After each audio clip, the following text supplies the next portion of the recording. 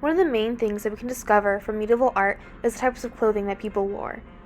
From the 5th to the 12th century, most women wore some sort of kirtle and a smock. The intricacy and detail and the type of fabric would change based off of your status.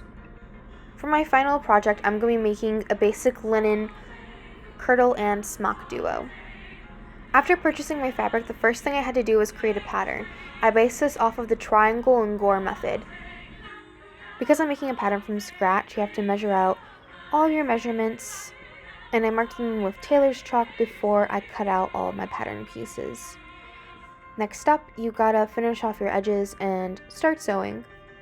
So this is what it comes out at first. As you can see, I need to mark my sides so that way my dress is more form-fitting. And also I need to find out where I would be putting the gores for the middle. Here's me sewing together the sleeves. So now our dress is a little bit more fitted, and we need to go ahead and cut out the correct measurements for the arm's eye. Next, we need to figure out how to attach our sleeves.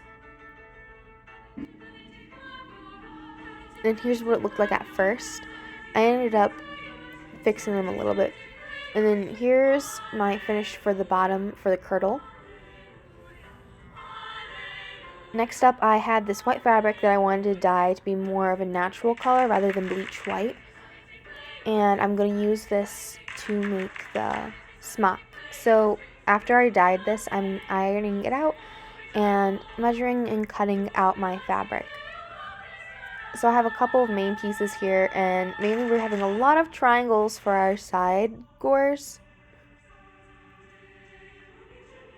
And here's what it looked like before I finished the sides.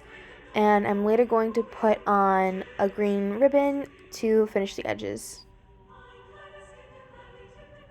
And here's the rough piece.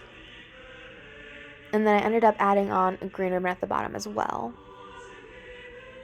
And here is our finished project.